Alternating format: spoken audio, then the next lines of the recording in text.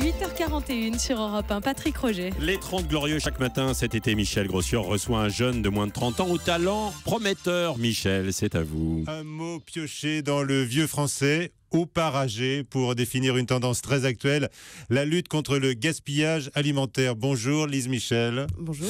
Merci d'être avec nous ce matin, alors que vous travaillez souvent très tard et encore hier soir dans les cuisines d'un restaurant. Vous êtes élève de la prestigieuse école de cuisine Ferrandi, donc à Paris. C'est une école qui forme les grands chefs de demain. Alors avec d'autres élèves de l'école, vous vous êtes regroupés pour créer un camion-restaurant, un camion-cuisine, donc un food truck, on va dire en anglais, et vous l'avez baptisé avec un mot du vieux français. Vous allez d'abord nous donner la définition. Peu le connaissent, oparager. Alors oparager, ça veut dire anoblir. On a choisi ce terme-là, alors déjà du vieux français, parce que on est dans l'école de la gastronomie française, donc on voulait mettre en valeur la culture française, enfin voilà, rappeler ça. Et anoblir, parce qu'on récupère des invendus et on les revalorise, et donc on donne... On les embellit. Voilà, en les cuisinant. Voilà. En les cuisinant. Alors, vous êtes parti d'un constat que vous avez dressé vous-même, puisque vous travaillez beaucoup dans les différents restaurants, comme on vous accueille, les bras ouverts vraiment pour votre formation. Et là, vous avez découvert qu'il y avait du gaspillage aussi, parce qu'on parle beaucoup du gaspillage dans les grandes surfaces. D'ailleurs, maintenant, il y a une législation très sévère. C'est vrai aussi chez les chefs ? Il faut imaginer qu'on est, on est tous, les 7 de l'équipe, dans des cuisines de qualité. Et donc bien sûr on sélectionne des parties très précises des produits, on cherche à travailler le meilleur, et donc il y a obligatoirement du gâchis. Alors après les chefs vont essayer d'utiliser ce gâchis et tout ça, donc on voit nous déjà au quotidien une façon de revaloriser ce qu'on n'utilise pas pour les clients, avec il y a plein de méthodes pour ça. Donnez-nous des exemples alors. Essayer de tout travailler, donc en plus ça nous permet, ça nous aide à être créatifs en utilisant le produit au complet, et sinon avec les repas du personnel, voilà, essayer de récupérer ce qu'on n'a pas utilisé pour les clients, de les retravailler, de faire quelque chose de bon. On va donner par exemple la parole à un grand chef que vous connaissez bien, c'est Christian Constant, qui a plusieurs établissements à Paris, qui vous connaît bien d'ailleurs, et il se défend, lui notamment, parmi d'autres, de tout gaspillage. Disons qu'on essaye de faire attention. Moi, ça fait 50 ans que je fais ce métier, et mon habitude, c'est de ne pas gaspiller, parce que quand on est patron, on n'aime pas gaspiller. Donc, je leur montre qu'il ne faut pas acheter en grosse quantité. J'ai des frigos, je recycle l'eau. La graisse, on la récupère, et il y a un gars qui vient chercher la graisse toutes les semaines pour faire des produits cosmétiques. Tous les cajots, toutes les livraisons qui viennent dans mes cuisines, je fais repartir les plastiques, les cajots, pour qu'il n'y ait plus tout ce va-et-vient dans les poubelles, quoi. C'est en faisant toutes ces petites choses que l'on arrive à ne pas gaspiller. Et puis quand vous faites les courses, tout ça, vous n'avez pas besoin d'acheter trop. Tous les magasins, tous les artisans sont à côté de chez nous. C'est pas la peine d'acheter pour gaspiller. Voilà, le chef une étoile, Christian Constant, joint par Julien Cotreau.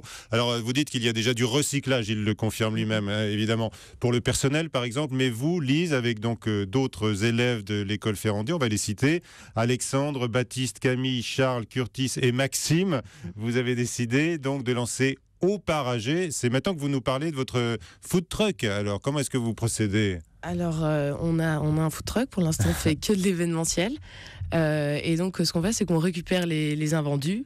On fait de la cuisine, on crée des recettes un peu innovantes. Voilà, faire découvrir les saveurs et faire découvrir aux clients les façons d'utiliser les produits et tout ça. Ouais.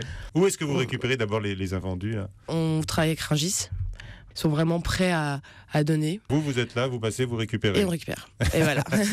Et on vous donne tout ça généreusement, ce qui est déjà très sympathique. Bien sûr. Et donc vous intervenez ponctuellement, vous faites la cuisine ponctuellement, donc quand on vous invite à venir avec votre camion. Mais alors, vous avez vraiment un camion déjà. Alors non, on l'a pas, il n'est pas à nous. Il n'est pas à vous, mais enfin vous en jouissez déjà. Voilà. Et la cuisine, elle est où ?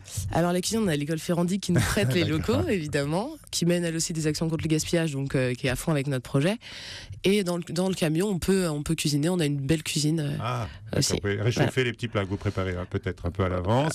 Donnez-nous quelques exemples de ce qu'on trouve à votre menu. Alors le menu de base, c'est on va faire des brochettes, ça paraît très simple, mais on va essayer de mélanger toutes les saveurs possibles, tout ça, de faire des choses assez innovantes.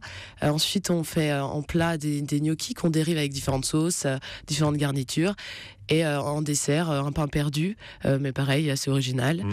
Tout ça avec en boisson, on fait des smoothies, des jus maison et tout ça, Voilà. Tout ça. Ça coûte combien? Ça coûte 12 € un menu. Ça coûte 12 €. Voilà, entrée, plat, dessert. Voilà, et vous vous promenez. Où est-ce que vous êtes allé récemment là? Alors récemment, on a fait... On a tous envie de venir faire la queue devant votre camion là. Hein. Récemment, on a fait la course pour le climat. Ah, d'accord. Voilà, où là on n'avait pas le camion, on avait un stand. Oui. C'était pas possible d'avoir le camion. La cité universitaire de Paris. Donc là, on avait un menu qui était... on nous avait fait une demande, un menu particulier. Donc là, on n'a pas fait notre menu traditionnel, mais on s'est adapté à la demande et ça a vraiment plu. Et vous voilà. êtes une équipe fort sympathique. Et vous avez l'intention de continuer ensuite encore longtemps? Comment vous allez faire? Parce qu'après, vous allez entrer dans les grandes maisons. Vous, Lise et tous les autres, je les ai cités, Alexandre Baptiste, etc. Pour l'instant, on arrive à avoir l'école, le travail et au paragé. Donc quand on n'aura plus l'école, on aura le travail au paragé. Donc ce sera... Vous continuerez, vous avez bien l'intention, c'est un engagement durable. Oui, c'est le cas de le dire. Oui. Et vous voulez transmettre aussi ce souci-là de ne pas gâcher, de ne pas gaspiller la marchandise. Oui, bien sûr. Hein, ça, c'est une donnée importante, vous l'avez dit, dans votre école. Le but premier, en fait, c'est vraiment de sensibiliser. Et nous, l'outil qu'on a, c'est la cuisine. Enfin, on sait cuisiner. Et donc, on sert de nos compétences, en fait, pour sensibiliser les gens au gaspillage alimentaire. Mais qu'est-ce que vous dites aux consommateurs qui sont, semble-t-il, trop exigeants, puisqu'ils veulent des fruits et légumes calibrés? Vous leur dites, c'est absurde, il faut prendre tout ce qu'il y a dans les cajots, sans exception, ne rien jeter. C'est très simple, on les fait déguster, on leur dit alors est-ce que c'est bon? La plupart du temps ils répondent oui, et on dit ça vous l'aurez acheté, et on leur explique s'ils n'ont pas de solution, comment le travailler avec des recettes, des conseils et tout ça. Voilà. Mais une fois que les gens ont goûté, ils sont déjà convaincus. Ils sont déjà convaincus. Donc vous voulez aussi changer l'état d'esprit des consommateurs et des gens qui viennent goûter à votre cuisine, au camion, au paragé. Lise, ce matin, vous êtes venue avec une citation. Qu'est-ce que vous avez choisi de nous dire? Alors j'ai choisi une citation d'Albert Einstein qui dit « La chose importante est de ne pas cesser de s'interroger. La curiosité a sa propre raison d'exister. » Très bien. Et vous remettez en permanence en cause, évidemment. Voilà. Ça, c'est aussi la vocation d'un chef, des futurs grands chefs que vous êtes tous dans cette école. Bonne chance pour la suite. Merci beaucoup. Les 30 Glorieux tous les matins, tout l'été à 8h40 sur Europe 1 avec Michel Grossior.